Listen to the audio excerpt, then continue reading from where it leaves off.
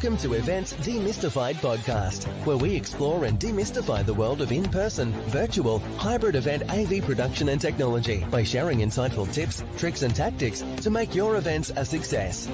This podcast is brought to you by Tree Fan Events, a woman-owned boutique event production agency. And your host is 𝐂𝐻𝐸𝐿, a technical event planner and producer with almost 2 decades of hands-on technical experience in event production.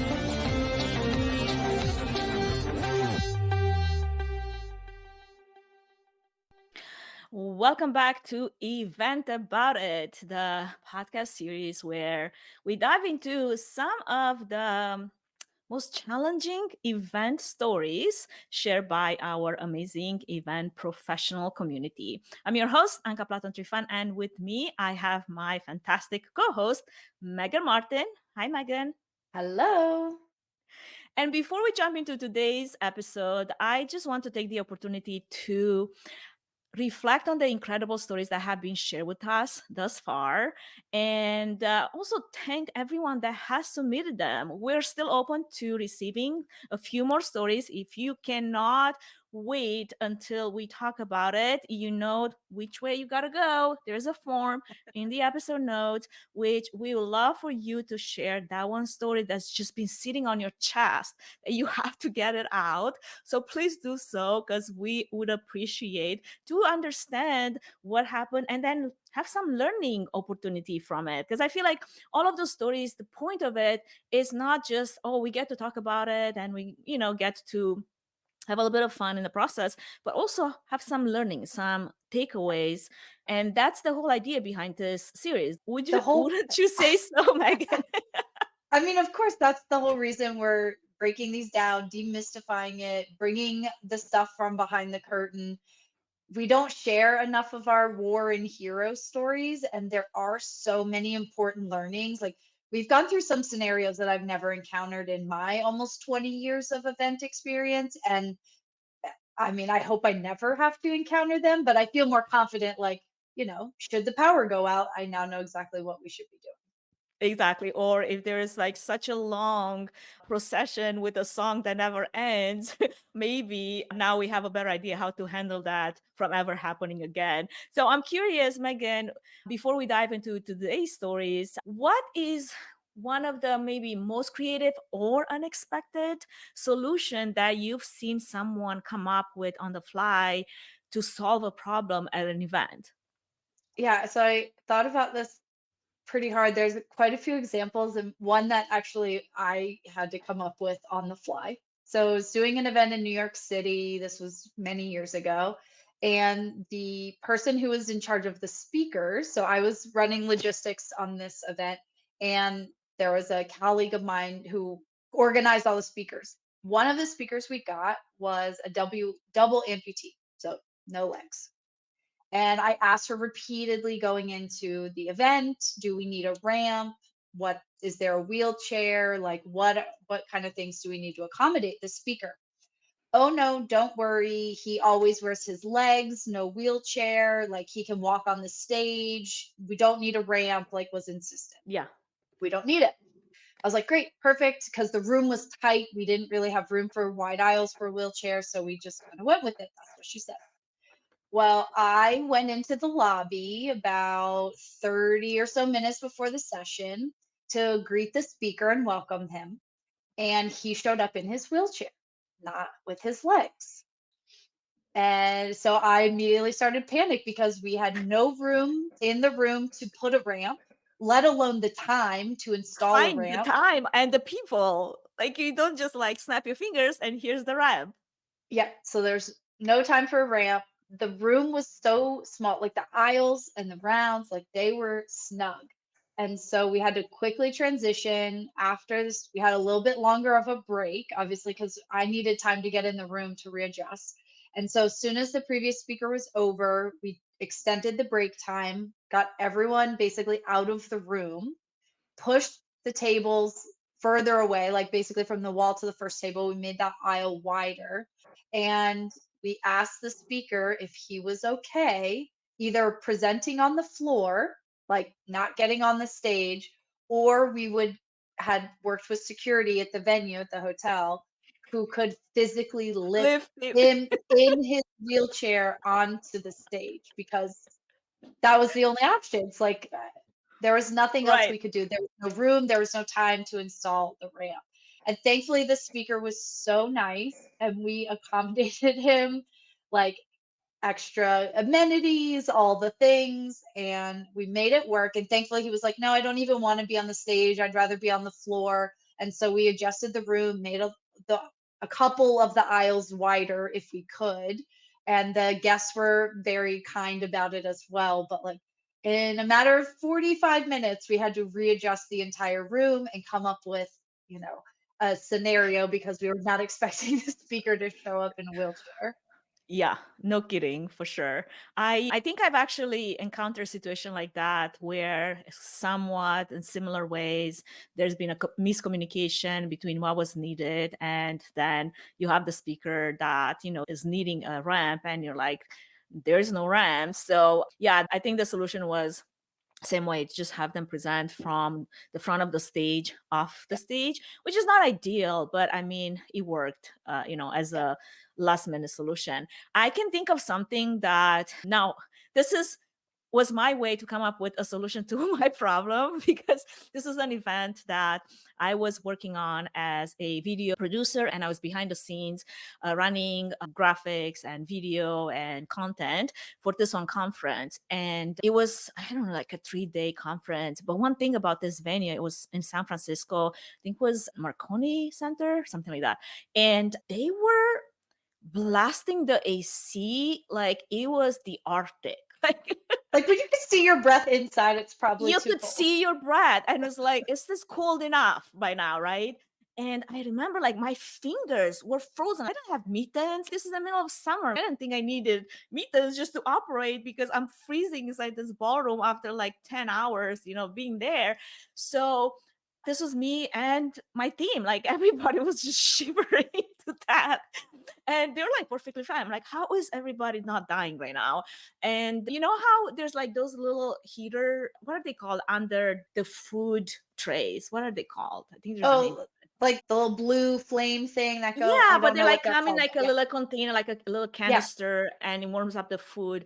And after the food was served, because there was also, luckily they had warm lunch, and then they had the reception after. I went, I went in the back and I asked the catering lead there, it's like, is it possible for us to borrow a few of those?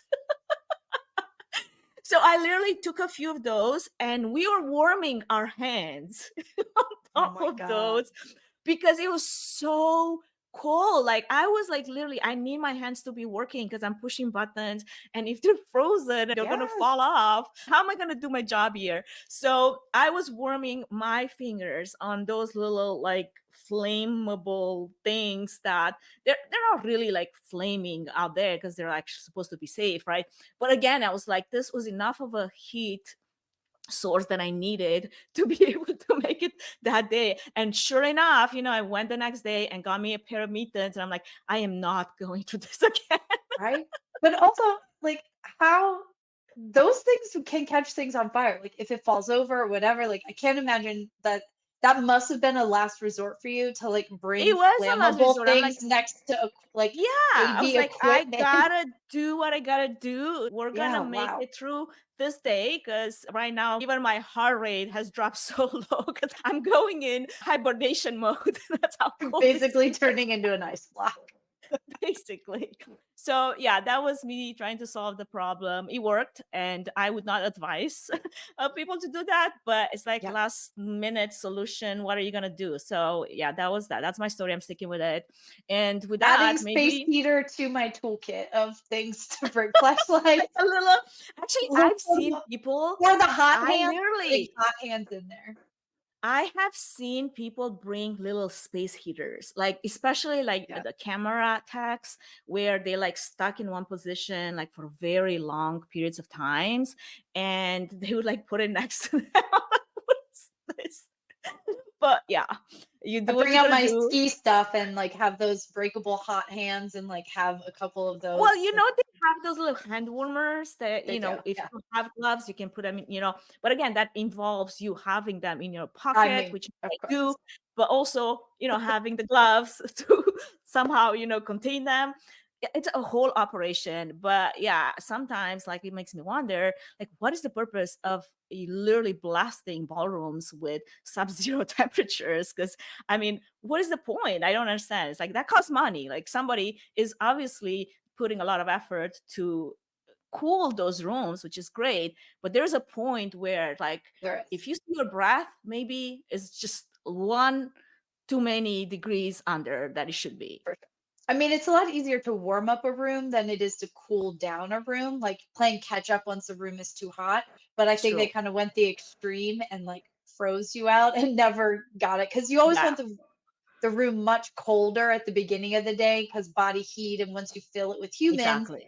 then it's going to warm up. But I think they kind of took it to an extreme. They did. Wow. And I think it was a matter of like they had a huge audience. This is a large data breaks a conference with over 20,000 audience members in the general session. But then they had multiple breakout rooms where this large audience could go and, you know, join whatever session they wanted to. So some of those breakout rooms, they're not all full to capacity. So I guess they overestimated how many people would be in any breakout room to, you know, be able to, you know, not generate that much body heat. So they really took all the ballrooms to like this, yeah, Ooh, crazy low temperature. So that was my way to just solve my own problem, I guess, and it go get worked. gloves. Yeah, definitely gloves in the middle of summer. You never know when you need them. I mean, you can Maybe no always, one you know, went to take the off breakout. layers. You know, Of when it's course. warm, you can always take off layers, but when it's cold and you don't have them, like that becomes a problem. So It's I always have a jacket with me wherever I go. It's like I know, you know, where my limit is, and I gotta support my systems to be functional, especially in a position of, you know, lead position, tacking something, being in charge of of something. course. Can't take yourself out just because the Yeah. temperature is so low that you're like turning into like frozen. They'd be like, how come that graphic didn't go up? Oh, she's frozen. Like It's just like literally the frozen. finger is like in the air. It never made it to the button. I love it. I love it. Oh.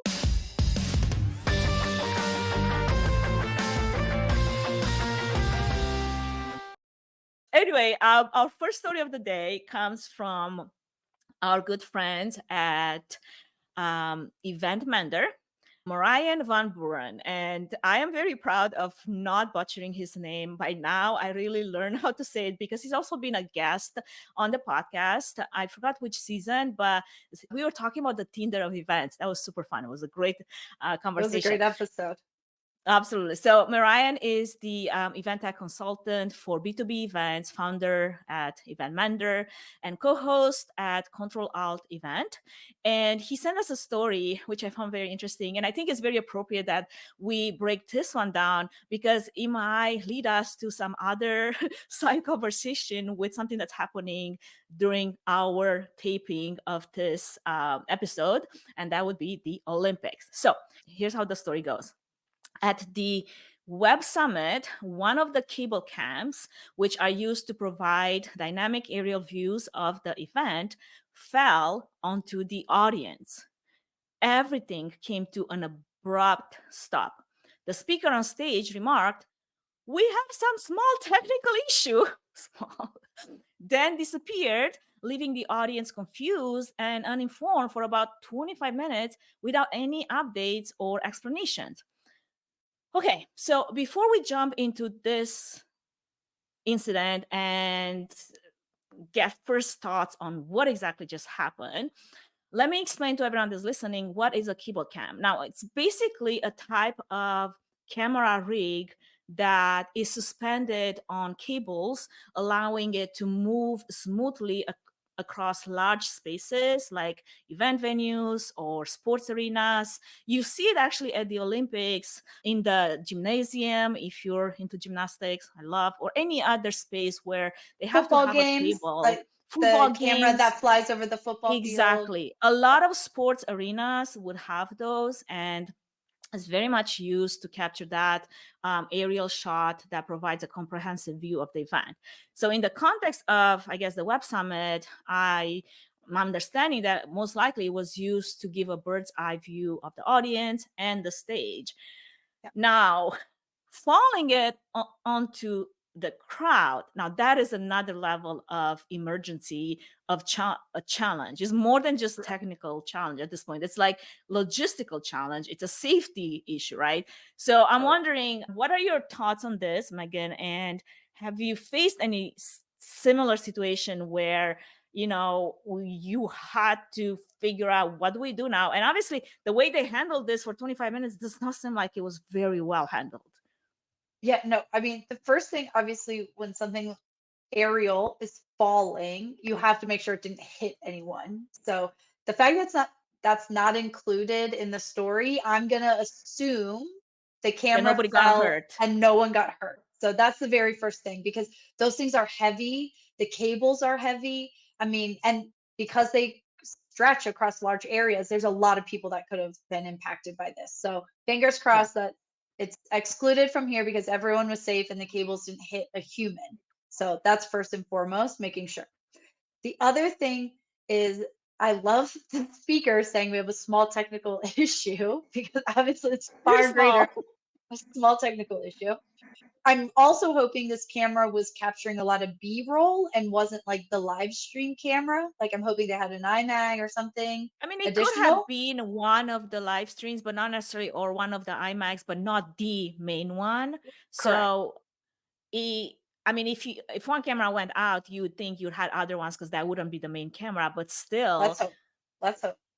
yeah, exactly. But not informing anyone for 25 minutes. And so that's kind of where my first two thoughts went with this was, if that wasn't the main camera and no one was injured, they should have just continued and left it. And if it was not impeding flow of traffic or people or whatever, finish the presentation, fix it once everyone leaves the room. So that's my first thought. But in my opinion, it must have made some noise, had some disturbant element, because if something falls from the sky, even if it falls to the Of side course. and you see it from your peripheral vision that something just fell, I'm pretty sure everybody got very distraught and alarmed. Like, what is happening right now? Is the sky falling? Like, is the Agreed. ceiling? Address it. And if no one's hurt, then move on and just be like, say something, be like, Exactly. everyone's okay. We're so sorry that We happened. are We're going to taking get care it of the fixed. problem. Yeah, Exactly. exactly. Somebody's taking Addre- care of the problem. Like, we're going to move on, unless this emergency that we don't know much about, it turned into someone getting hurt. And then Correct. that's when you stop the event. But somebody still should be there to say, hey, we got an incident. We are working on taking this person to, to whatever, the doctor, or like Yeah. waiting for the emergency medical team to get here or something, right? It wasn't like Dave's issue where the speaker, or the story we saved with, I think it was Dave's story, where the person had a heart attack on stage and wouldn't leave the stage. Opposite issue of that. Like, end the Yeah. session. If someone had got hurt, end the session, get everyone out and say, we're going to pick back up this keynote after the first round of breakouts, push everyone in their breakout rooms, address the safety concerns of whoever was injured, and then I'm sure there's a closing keynote or some other general session that day that you could pick everything back up. Which to me highlights how important is to have some kind of a detailed risk management plan, and someone to be in charge with, if something were to happen, you are the designated person to take charge of the situation, let people know that we're either working on it, or there's a solution, or whatever. There's a plan. It's not just left in the air for everyone to wonder, what is happening? I don't understand. Why did we stop? If they weren't aware that something fell from the sky, and what's happening right now, right? Having a clear protocol to make sure that everyone knows their role during a crisis, but also how do you mitigate some of the confusion that I'm sure has probably arise from this incident. That's very important. And I'm very surprised that if this is a large conference, because to have a cable cam like that, it must have been a large some For sure. large conference, a large summit, right? Yep. Somebody should have been jumping on that stage, taking charge. Like, what is happening right now? So Yep. not everybody's like, oh my gosh, like, is somebody dead? Like, like, I mean, people start, getting, when you're confused, I feel like there's so much space for disorder too, Well, that's when the rumor mills start. That's when these stories, when no one knows what's going on, that's when the situation gets out of hand. And I Exactly. think the one piece of risk management plans that get missed, like we do all of these, we do all these plans. Okay, you're going to do this, I'm going to do this, we're addressing that. But a lot of times the piece that gets missed is who's going to talk to the audience? Like who's Right. going to come out and say what's going on? Because there's a dozen other people in that plan that actually have to deal with the issue at hand, but someone has to tell everyone what's going on and, ease that sort of anxiety about something just fell from the sky. And I think that's the Yeah. piece that gets missed a lot. Obviously, it got missed here because people were just sitting around for 25 minutes. And if you, as an Yeah. audience member, don't know what's going on, I might start leaving the room and block the first responders from getting in to help someone who maybe was injured in this scenario. And so you Right. can't just leave the audience to themselves because that's when things go crazy and awry and get really dysfunctional. And I think this is something that we've also learned during the years of virtual events, where there was, a lot of opportunity for technical challenges. And if nobody came on the stream or in the chat, someone to be in charge to actually keep the audience engaged and tell them what's going on behind the scenes when nobody could see anything, but they just knew something is going on, something like is like on fire or something. That's one of the key important lessons that we learned, Yep. that immediate and clear communication is absolutely important, because attendees need to know what's happening and that their safety in this situation is prioritized. Like, if this was to happen and you don't know if you're safe because there's more cable cams that are just going to start raining down, like you're like, I am making a beeline for the door. Where is the exit? By the way, so this is another point I was going to make. When you go into a venue, like, I don't know how you perceive your safety, but when I go into a venue, like, I always make sure that I know where the emergency exit is. Yep. No matter what and where, I want to know what's my exit and what's the fastest way to get out of a place in case something were to happen. Something gets on fire, my little heater, puts the whole room on fire. We don't know. But I'm wondering, is there something that like kind of goes in the back of your mind? It's like, Yes. okay, Oh, I for want to sure. know how to leave the space if something were to go wrong, and what's the fastest way to do so. And there's some places, like some venues, where like when you enter and you see this tiny door and you're like, there's no way that this crowd will ever be able to escape out of this through this one door. And if this is the only exit, I'm not going. I mean, also not just from a safety perspective, but as an introvert, I want to find the easiest in and out exit because if it's a horrible session or I need to escape for an introverted moment, I need the easiest place to go. But no, I do that. And when I speak at sessions now, like if I have a session at a conference, I'll call out the emergency exits before we start, just so that everyone's on the same page of like, if something goes down in the middle of the session that I'm facilitating, speaking, moderating, I'm whatever, having a we heart attack. yeah, this is where we should go. This is what we should do. Like I at least call them out. And Yeah. it's a 5 second like emergency exits over here, main entrance here. And I usually make some kind of joke, if this session's horrible and you hate it, you can find the door that way, That right? way. Like we make it kind of kitschy. Because I think when you bring humor and storytelling to it, then people are more likely to remember as opposed to like, oh, this crazy lady is trying to tell us where emergency exits are. I'm Um, wondering why. Right. Like, why is she even mentioning it? But no, I do pay attention to stuff like that. And a lot of times, even in big arenas, like I'm guessing this was probably in, as you mentioned, very Yeah. large space, given that there's cable cams. I will sometimes not go all the way to the front. Or if I'm going to concerts and I have a general admissions ticket, a lot of times I'm hanging out in the back because I don't know, I don't love any person or speaker or concert that much that I'm willing to get trampled or something like that. Like I'm usually lingering on the side or the back for easy in and out. I mean, I did make an exception for Muse when they're doing their US tour, and I went there for my birthday last year, and I was literally plopped right in front of the stage. Hey, look, we all have those bucket list people that were like, you're willing to throw your own personal safety out the window for the experience. We've all had those moments. But But even during in that general, time, I knew there is a corridor like around the stage where they had all the security guards. And by the way, I made friends with the security guards there so that if something were to happen, I'm jumping over this barrier and I have yeah, this friend that's going to take me out. yeah, 1,000%.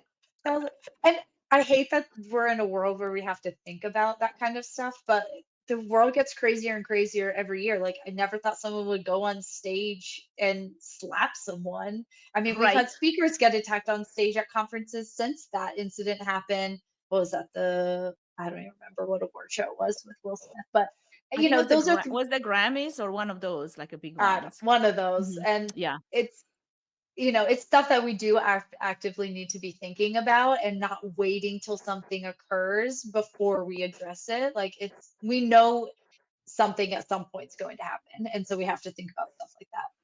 I'm pretty sure right now they have it in their contingency plan. If somebody jumps on stage when it's not their turn, like jump on them, take them down, do not Well, let them say it's kind of like at sporting events. If someone goes on the field at a football or a baseball game, they cut the feed. You don't get to see the streaker or whoever it right. is that's on the field. And security is there wiping them out, tackling them on the field as soon as possible. I hope we Exactly. never, ever, ever get to that point in events. But, if we I mean, do, we made for a great story. If somebody has a it story like would that, make for a could you good please share it with us? Yes. Oh my God, if you've ever had to tackle someone on your stage during a session, please share it with us. I want to know more. Me too, seriously.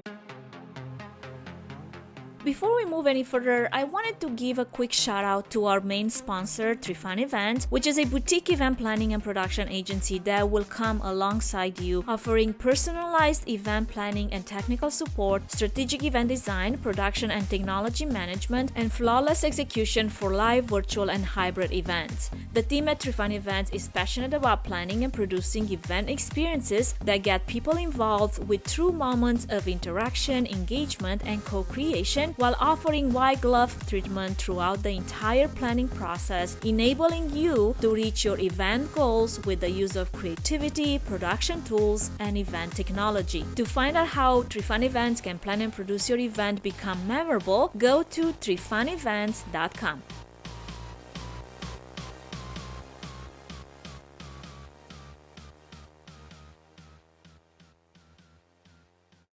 Talking about cable cams and large arenas and large events, because we are in the middle of the Olympics and there's been a lot of talk about the opening ceremony. And to be honest, I only watched it afterwards because I was in Seattle for this one event and we were busy at this awards gala. So I missed a big part of the beginning. And I was just seeing a lot of the tweets coming through and a lot of the noise. And I'm like, what is it that I'm missing right now that I should know about, right? That's like FOMO to the max. So Yeah. I'm curious, did you watch it from the beginning? And what was your first like thoughts? Because then I watched it afterwards, but by the time I watched it afterwards, I feel like my experience was a little bit tainted by some of the feedback that was already out into the world. A lot of people on LinkedIn, even professionals talking about it, a lot of people on social media with different opinions of what could have been done better or should have been, or what the interpretation of all those things were. So I'm curious, Yeah. what was your impression? So I didn't watch it live. I also watched it on demand, but I didn't read anything before watching. So like I kind of went into it unbiased. Like I just didn't have time to catch it, so I watched it later. I think I give them an A for effort for thinking outside the box. Obviously, it's the first time they've done the athlete parade on boats as opposed to an arena where everyone is walking. I think they did some pretty different and unique things. So they definitely pushed the boundaries, which I love. But with that, I felt like some of the traditions of like what come with being the Olympic Open ceremonies was kind of lost. Like normally the host country or their culture and their presence and was very felt, and I don't know that I got that. I also feel like the athletes didn't really get as much attention as they should have. Like I felt like Mhm. the decision to put them on boats, which first of all, talk about risk management, it was raining. And these world renowned athletes whose bodies could be disrupted by a grain of sand, you now put them at night I'm pretty on sure some of them water got in the sick. rain. Yeah. Right, like, you're risking the health of these athletes, and even if it wasn't raining, putting them outside, is that really the best option? I just felt like it took away from the hype of celebrating the athletes at the Olympics, which is the point of the opening ceremonies, like, highlighting Yeah. the host country's culture, highlighting all the teams and the athletes that made it there. I lost a lot of that, and don't even get And me started on the production of the ponchos. Oh my god, it took me straight back to Trump's inauguration with George Bush, like, struggling with his poncho, and he ends up just, like, draping it over his head. Uh, That, and then little things, like, the flag went up upside down. Like, how do you not even put the flag up correctly? I was honestly laughing so hard because I was with my husband and my kids in Seattle, and we watched it in a hotel room after this one award that I went for, award gala. And I was laughing because me and my husband were Romanian. So we come from that European culture. And we are laughing at the French culture because, to be honest, there's a bit of like, yeah, we like to do things our own way and we want to have fun. And there's not a lot of perfectionists happening in it. Like, there's For not a lot sure. of like, we want to make it perfect. No, no, no. It's more about we're going to have so much fun. We're going to do things differently. And then we're just going to see what happens. That was kind of like the attitude. And we knew that because we knew as a culture that's very predominant. And we were Right. just laughing our asses off because we were like, so nobody on that planning committee ever checked the weather app to like figure out like this rain that just came down. Nobody knew about it. Like, In literally, like, their there's defense, no it information out there. Or was that person literally being part of all the meetings and then they were tasked with one thing and they're like, yeah, yeah, yeah, I got this. I got this. Like, not a big deal. And then they're like, shoot, I actually didn't check if this was going to be a sunny day or it's going to be like a downpour kind of day, which would have impacted, as it did, the entire ceremony, and maybe could have had some plans in process to have a covered arena, to have cover boats, to have better, options for the, all the athletes not wearing just ponchos, the ones that got them, because not everybody got them, right? right. Like, I So you mean, have these, like, major heads of state sitting in the rain, exactly. or what we were talking about And in it a was previous going episode, down it was hard. raining. Yes, Yeah, it it was was not raining. sprinkled rain. Oh, this is pretty. It's nice. We're just gonna get a little bit of like, rain and we'll be fine. No, this was like the skies open and there was just a downpour. And to me, that was the most surprising part of this. I'm like, really? The one person in charge with the weather app, they couldn't do their job.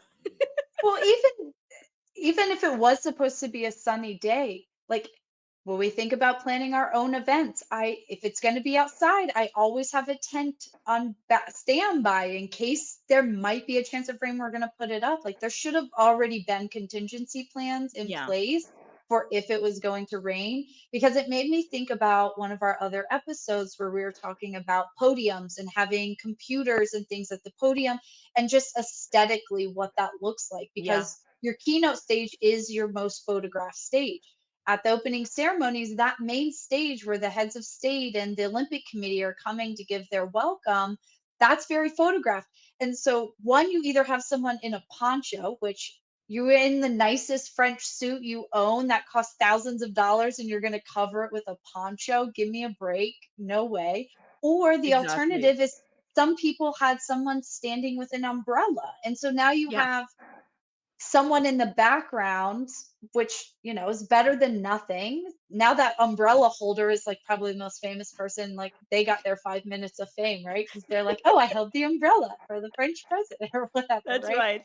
Yeah. But like Dude, from a photographic standpoint, now you have someone holding an umbrella, which I guess is better than nothing, but they should have had a covered area for that as yeah. backup.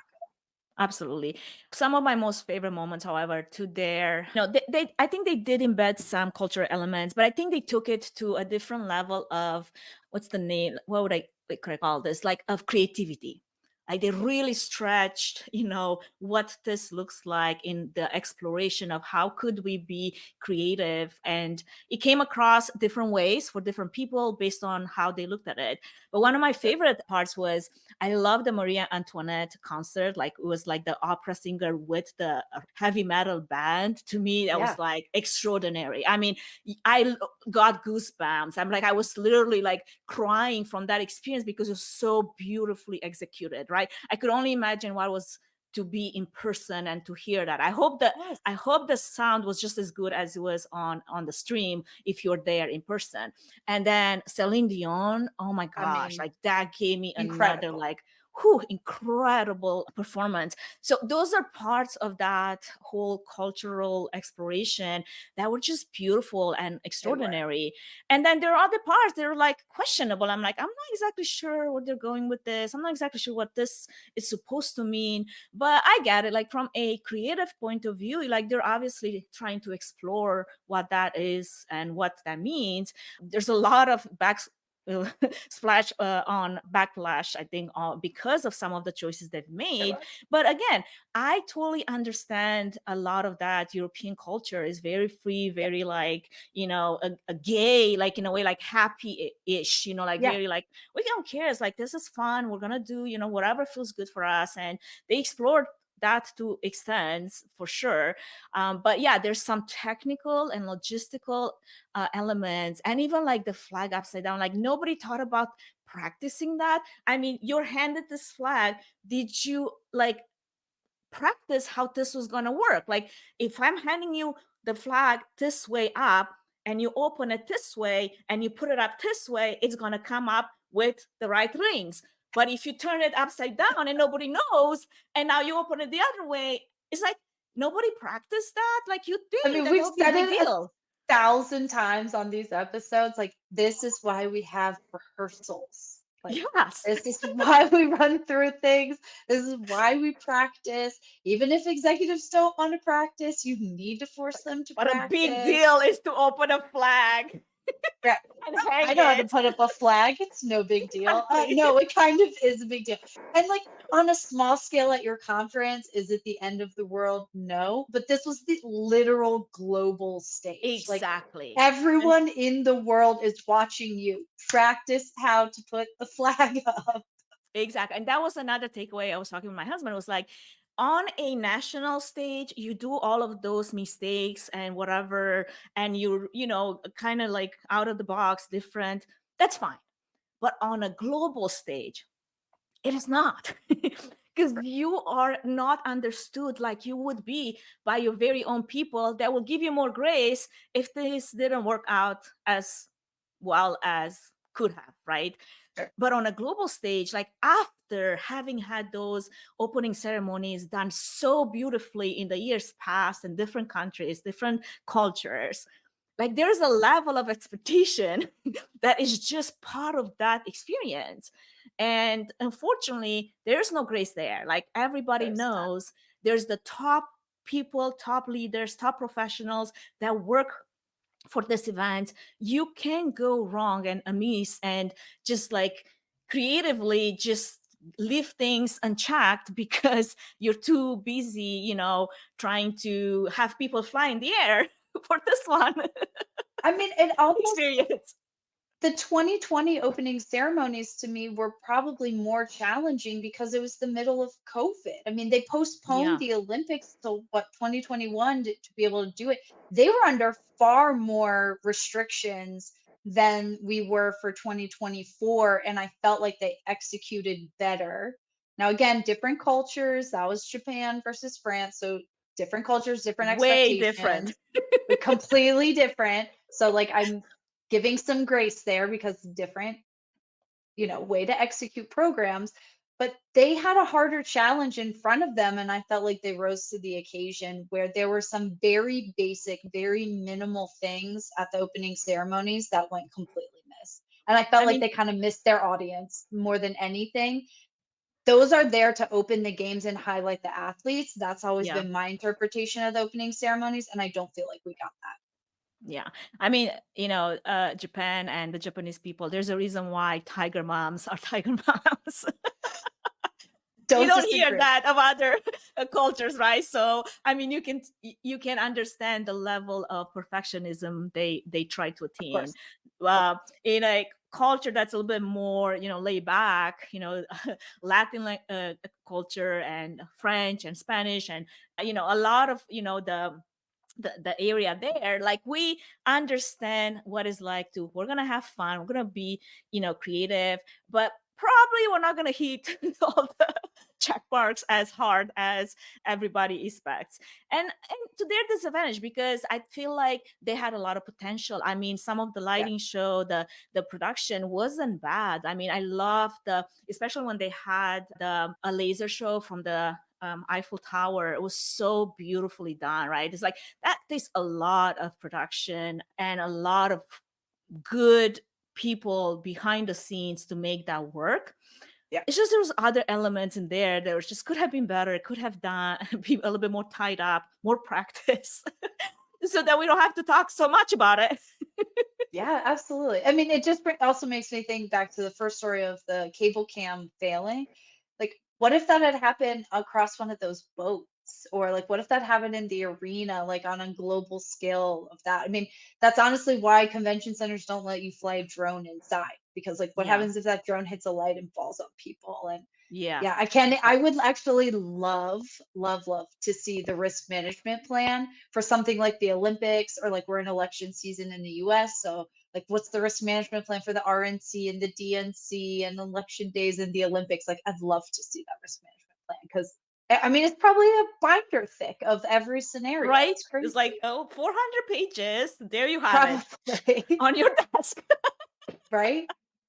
But I think Yeah, just to kind of go back to like the point of talking about this, I think it really goes back to like knowing your audience, honoring traditions, but also doing your own thing and honoring your own culture, which for yeah, French to Japan the last time, is very different. But you also, it's a global scale, and you want to do it well, which means maybe you need to scale back and do yeah. less so that you can do it really well.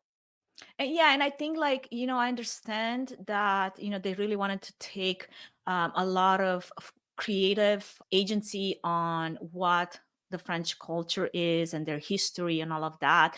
But for someone that is not as attuned to that, I think it came across a little off. Like they were more confused than they were informed of what exactly was that supposed to look like or be or mean, right? And I think somebody had a really nice post on LinkedIn where they were trying, like, they were acting French and they were explaining the different elements that went into each one of those creative expressions. And it made sense. But again, they knew what they're talking about because probably that's what they grew up with, like in the Yeah. history class and all those little details that are lost on a global scale because I didn't take like French history. I mean, I did take some of it, right? It's like just part of general curriculum, but it's not Sure. like we dive into each one of those elements and what they're supposed to mean and why is it that they chose that versus this. So I think the opportunity there to, like you mentioned, highlight the culture was there. It just was taken a little bit too far from a point of view where people I don't were know if not it's too far. sure. I don't think they explained I it don't or know if the too presented it in a far is, way. yeah, it was just more of a creatively too far. That's what I mean. Like in a way that Correct. people Yeah. didn't quite understand, okay, what is this supposed to mean and what am I supposed to get out of this because I'm a little confused right now. Yeah. And nobody wants to go into, and let's call it a conference, because that's kind of what this Olympics is, if we want to break it down. Like going into this event, this multi-day program, confused. Like the opening ceremony is supposed to hype Yeah, you up. And I walked away from it being like, what's going on? Is this the tone for the rest of the week? Like, right. is every event going to be just as chaotic? It really just sets the tone for how everything else is going to run. And every time I turn on, to watch the Olympics every day, I'm like, oh gosh, what happened now? I Is would it be going to be super like the curious. ceremonies, or is it good? Right. I would be super curious to find out what the behind the scenes workings is of actually working the Olympic. And actually, I have a good friend, Logan Clement. She is the co-host of Better Events, and she's in Paris right now. I forgot exactly which. I think she's handling something on the live streaming technical side of, yes, where the athletes get to talk to their families back home. And there's like an entire team behind the scenes that handles just that streaming and that whole Cool. operation. And I'd be curious to know when she's back, like what her takeaways were as to how the operation was behind the scenes of like what was the feel of like everybody working together, obviously coming from so many different places, and if it was any different than previous Olympics, because she's also been working, I think, the Olympics, the Japan Olympics, right? So I'm curious. I'll definitely be reaching out to her to find out.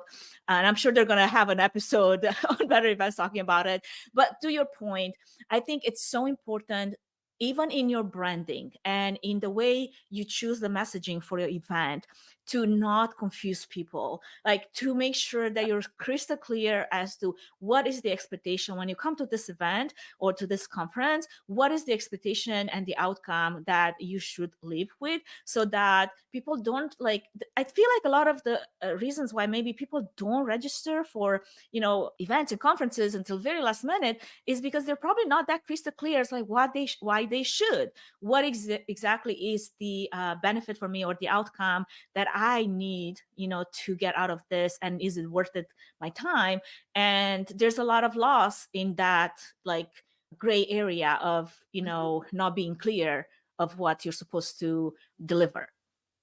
Yeah, a lot of event websites, the first thing you go on there and you're like, is this event for me? Like it talks about the event, but not, do I fit in here? Is this the, content I'm looking for, the people I need to go meet? It's all about like what the organizer is doing, and not so much what the organizer doing is to attract me to come to that event. Exactly. Yeah, definitely a lot of takeaways from this one experience. And even though our story was not supposed to be the Olympics, we felt compelled to, to talk about it a little bit. I don't know if we really did it all, did it justice. But again, those are personal opinions, and you can have your own personal opinions. We just happen to have a microphone, so we're gonna Yeah. voice it. I will say, to end on a happy note about the Olympic opening ceremony, we kind of touched on it a little bit, but like they really did push the boundaries. They did They something did. different. It was I think I read something, the least expensive produced opening Mm, ceremony of anyone out there. Maybe that was obvious or not. I don't know. But regardless, they pushed the boundaries. They did something different. And that's always mhm. something worth celebrating. Now, could they have scaled it back and executed a little bit more efficiently? Probably, but they still tried it. And you really can't lose ever when you're just trying something different. Like there's so many good takeaways that I'm sure LA is the next Summer Yeah. Olympic host. I'm sure LA took a bunch of notes, and like that's why people are talking about it. And they're, maybe if LA, if you're interested, you can have us come and talk to you about what we thought about the ceremonies. Um, but I love it. Great PR. Great PR. anytime you're trying something new, it never feels wrong to me because you're pushing the boundaries, you're thinking outside the box, you're introducing new concepts, and there's good, bad, or indifferent. There's always something to learn and something to celebrate from that.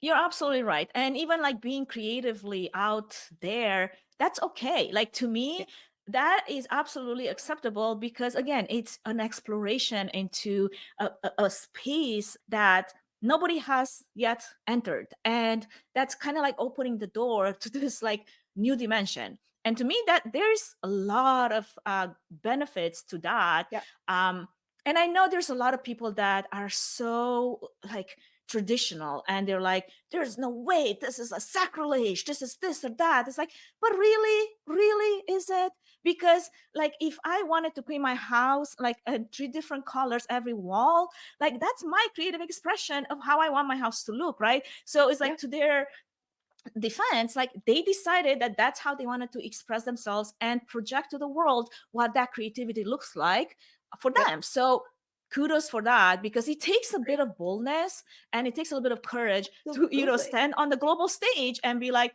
this is what we're going to put out into the world, like it or not. And I loved, I think it was the creative director response was kind of like, sort of like apologizing, but not. It's like, hey, if you took offense about that, I'm sorry, but not really. Like, sorry, but no sorry. Yeah. Right? Look, I wouldn't Seriously. want to do it. I wouldn't want to design the opening ceremonies. No way would I be that creative or want to push that boundaries. And I think there's a balance, but regardless, they put it out there and they should be, you know, proud of the expression that they give, and they stood behind their work. And I think there's a lot of new things that LA can take away from it. And isn't that why we do events as producers anyway? We always want to keep pushing and trying new things. And that's exactly what they did. So if that was their goal, bravo, gold star. Absolutely. Well, did you book your hotel for the LA Olympics 4 years from now? No. The Olympics seems I'm like just talking far about that. too I think it's overwhelming. about time. It's about time to actually book it today, because most likely it's gonna be too late next year. Absolutely, it is. No, I probably would not be going to the LA Olympics, but if anyone wants to host me or have me volunteer in an event, I'm happy to come to LA. There you have it.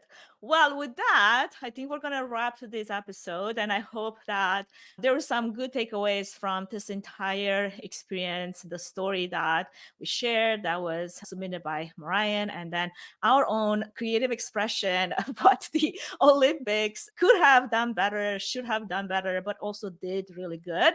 So with that, I think we're going to leave it at this. And I just want to iterate how grateful we are for everyone that has tuned in and also has shared some of their incredible stories.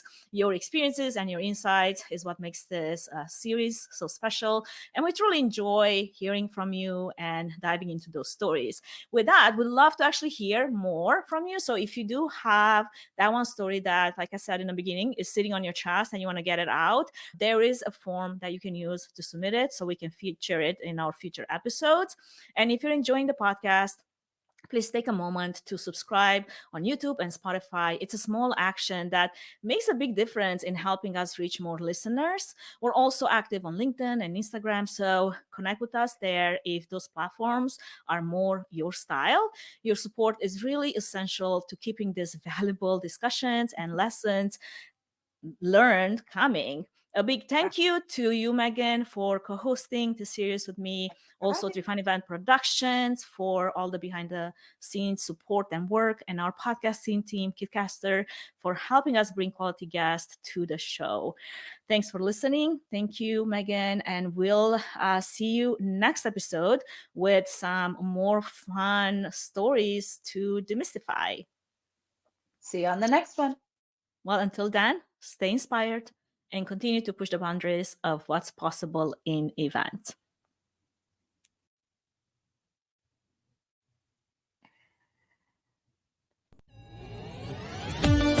Thank you for listening to the eVENT's Demystified podcast. If you enjoyed this podcast, please take a moment to review it, rate it, and share it with other event professionals that could benefit from it. Connect with us on social at eVENT's Demystified podcast. We would love to hear from you and what you're up to. If you'd like to learn more about pre-fan event services and find out if we're a good fit in supporting your event, can we help your event be successful with a 20-minute free consultation? Link in the episode's notes. Thanks for tuning in.